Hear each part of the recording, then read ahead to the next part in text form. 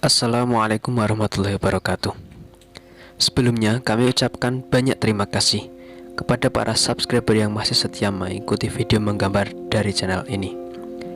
Dan bagi kalian yang baru bergabung dengan channel kami, silahkan mengklik tombol subscribe untuk bisa berlangganan video menggambar lainnya dari channel kami.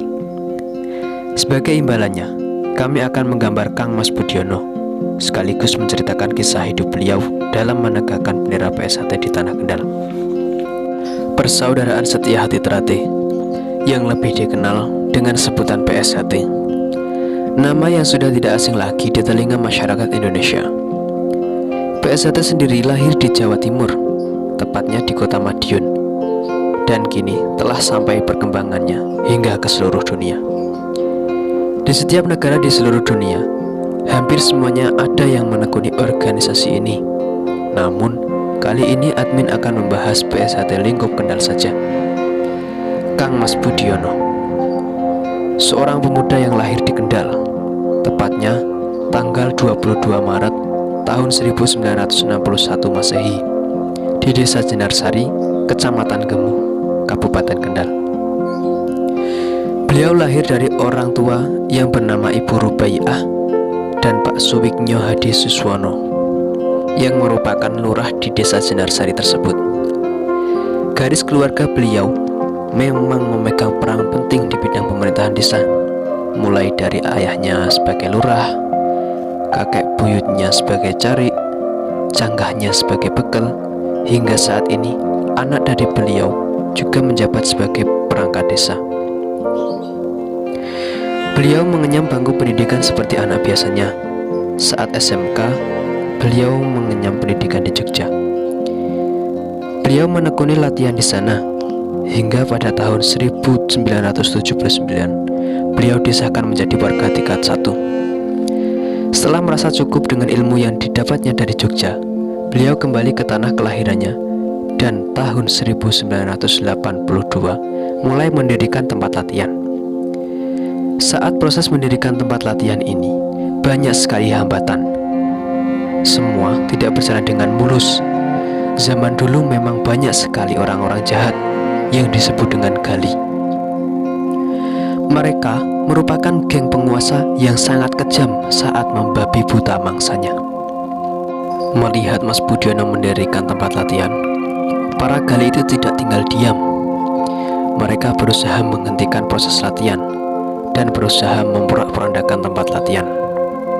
Karena para gali khawatir, jika nanti lahir tempat latihan bela diri, maka akan lahir pula pendekar-pendekar baru yang pasti akan membela kebenaran dan akan menuntaskan kejahatan, yang pastinya akan berdampak pada ekonomi para gali. Sadar akan ancaman itu, Kang Mas Budiono tak tinggal diam. Beliau mengajar satu persatu gali yang mencoba mengganggu. Seperti layaknya pendekar sejati, Mas Budiono selalu berhasil mengalahkan, berhasil menghentikan, dan berhasil menghajar habis para gali tersebut. Tidak hanya sekali latihan saja yang diganggu, bahkan berkali-kali, namun tetap saja Kang Mas Budiono dengan sangat gagah dan berwibawa dapat mengalahkan mereka. Ancaman tak datang dari penjahat saja, namun juga datang dari perguruan lain yang padahal sama-sama mengajarkan kebaikan. Kang Mas Budiono sering ditantang oleh perguruan lain di Tanah Kendal, dan beliau tidak pernah mundur, tidak pernah gentar, dan juga tidak pernah takut dengan tantangan yang diberikan mereka. Pertarungan sengit pun sering sekali terjadi di dalam ataupun di luar gelanggang. Tentu saja Kang Mas Budiono dan siswanya memenangkannya. Suatu hari, Kang Mas Budiono mencoba membawa siswanya ke pantai Kucing. Mereka berlari dari Desa Jenarsari sampai ke pantai. Saat perjalanan pulang, Kang Mas Budiono bertemu pertama kali dengan Mas Waluyo Sudarmo, yang sekarang lebih dikenal dengan sebutan Mbah Wal, yang juga ternyata seorang warga PSHT dari Desa Gempol Sewu, Kecamatan Rawasari, Kabupaten Kendal. Dari pertemuan tak sengaja ini, mereka bersama-sama membangun dan mengembangkan PSHT di Tanah Kendal, hingga sekarang bisa menjadi organisasi yang utuh dengan ribuan warga dan siswa.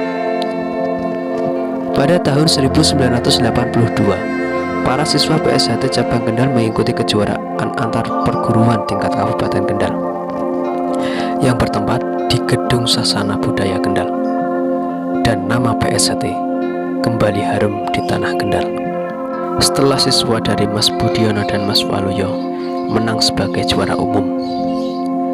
Atlet-atlet tersebut diantaranya yaitu Mas Supriyadi, Mas Sukamto, Mas Sutoyo, Mas Supriyanto, dan Mas Jaswadi. Pada tahun 1983, PSHT Cabang Kendal berhasil mengesahkan warga baru sejumlah 17 warga. Pengesahan masih menginduk pada cabang Semarang, lebih tepatnya dilaksanakan di Benteng Raides. Pada tahun 1985, melalui surat dari Pusat Madiun yang berisikan tentang persaudaraan Setia Hati Teratai Cabang Kendal resmi berdiri dengan nomor induk cabang 048-1985. Pada tahun 1988, Mas Budiono disahkan sebagai warga tingkat 2. Pada tahun 1993, dibentuk Satuan Petugas Pembangunan Padepokan atau SP3 PSHT yang dipimpin oleh Dr. Insinyur Sujatmojo, Mas Supriyadi SHMH, Mas Raji Al-Suraji, Mas Haji Mundakir, Mas Muhammad Purnomo, dan Mas Budi Kusworo. Pada tahun 2000, berhasil membeli sepetak tanah di Desa Jinarsari dan dibangunlah padepokan seadanya. Dulu ketika hujan, halaman padepokan seperti sawah yang sedang dibajak, dan ketika panas, halaman padepokan seperti tanah gersang yang penuh dengan debu.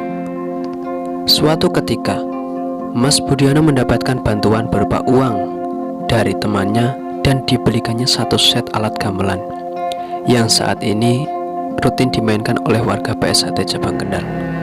Pembangunan terus berlanjut hingga semegah saat ini dan berhasil memperluas padepokan. PSHT Cabang Kendal semakin berkembang dan semakin dikenal.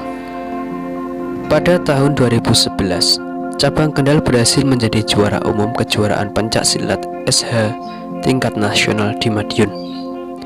Pada tahun 2014, Cabang Kendal menjadi juara umum kejuaraan pencak silat Bupati Cup antar perguruan se-Kabupaten Kendal. Tahun 2016, Cabang Kendal menjadi juara umum kejuaraan pencak silat Dinpora Cup antar perguruan se-Kabupaten Kendal. Dan hingga saat ini, Cabang Kendal berhasil menjuarai berbagai kejuaraan dan juga melahirkan atlet-atlet berbakat. Semua ini tak luput dari perjuangan beliau, Kang Mas Budiono. Semoga beliau selalu diberikan kesehatan dan dipanjangkan umurnya.